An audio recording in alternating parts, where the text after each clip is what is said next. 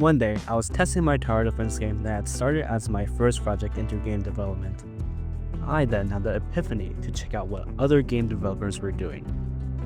And my game was not very good when compared to projects by other indie game developers. Seeing the discrepancy in quality between my project and other projects was honestly demoralizing for my attempt at game development.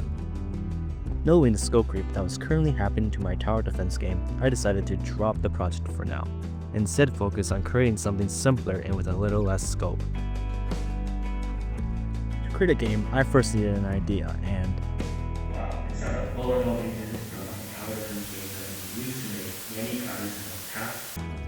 since I already have the code to create multiple unique enemies with little to no programming effort on my part, I decided to make a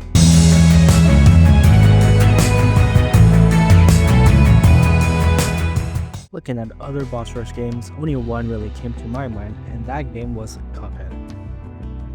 Cuphead is pretty much exactly what I thought a boss rush game should be, and I wanted to create a game with a similar level of quality.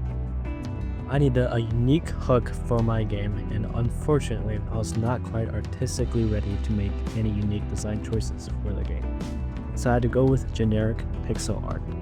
The bosses in this game were also going to be bullet hell based, which is pretty much just any sort of boss rush game. So the only hook I could obtain in my game were from either the game mechanics or the game theme.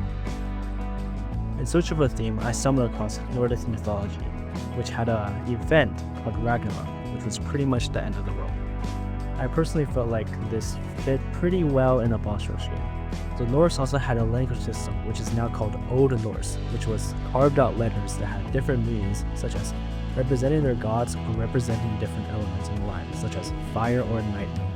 I thought that a good mechanic for my game would be using these runes from this language system as a damage system in my game instead of regular swords and bows. Now that I actually planned out my game, it was time to actually create it. So the first thing I had created was a player character, and with a bit of tweaking, the player code for my tower defense project was usable for this player character. After adding in some temporary slash attacks for the player, it was time for me to create both the health system and the real damage system for my game. Instead of using hearts to represent the health of the player, I decided to use runes in case I ever wanted to use health as a currency for certain attacks. The player also had to have a heal system if health was to be a currency. This is done with a heal meter that fills up when the player attacks boss enemies. The player was going to have 4 attack slots, 1 dash slot, and a... The tag options were split between a regular attack, a heavy attack, and 2 special attacks. The regular was to be the player's most consistent damage source, whether it be through damage effects, melee, or ranged options. The heavy was to either be a large source of damage or for other purposes such as destroying bullets. The special was for unique effects such as, but not limited to, charging fireball that deals a lot of damage and leaves a damaging field, a buff that boosts your damage and speed but also increases the player's collider size, and an effect that does different things depending on the situation you are in.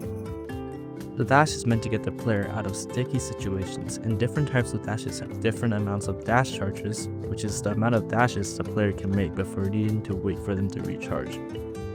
Different runes also have different types of dashes, such as ones that leave damaging fields behind with a dash, or ones that have a lot of dash charges. To access these different runes, I created the Rune Viewer, which allows the player to click on and see what runes do before putting them in a slot.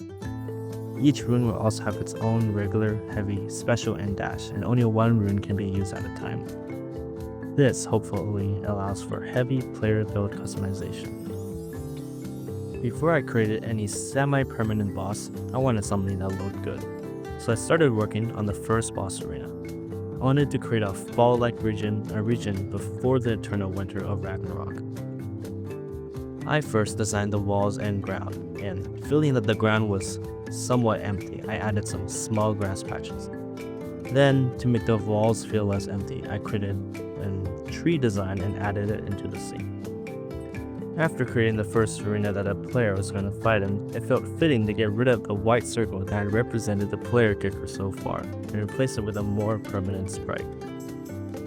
Next, I did something that really should not be done. I created the sprite and frames for the first boss before actually creating the first boss. Well, this was not particularly that bad because I had already planned out boss attacks beforehand, but in situations where I haven't planned out anything, I would have potentially spent my time creating assets that I would never use.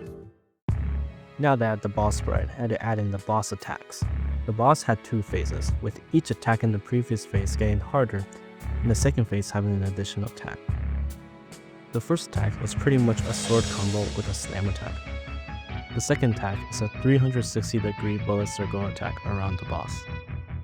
The third attack is the boss shooting arrows at the player along with stray bullets. The fourth attack is a bouncing axe that travels slowly around the arena. The fifth attack is a spray of bullets at the player. The last attack, which is also only in phase 2, is summoning spikes from the ground that damage the player when they impact with them. These also split into smaller shards that also do damage. While this is all I have for this devlog, the obvious thing to do for this project is to add more bosses and more levels. As there's only one boss currently, I don't really believe that this project could be called a boss rush game. What I also need to think about is the different forms of regression from my game, such as if runes should be unlocked when bosses are defeated as the main form of progression in my game. If there's anything you think I should add next, please write it in the comments. I still don't quite know how to make a proper devlog, but hopefully this is good enough for our first attempt.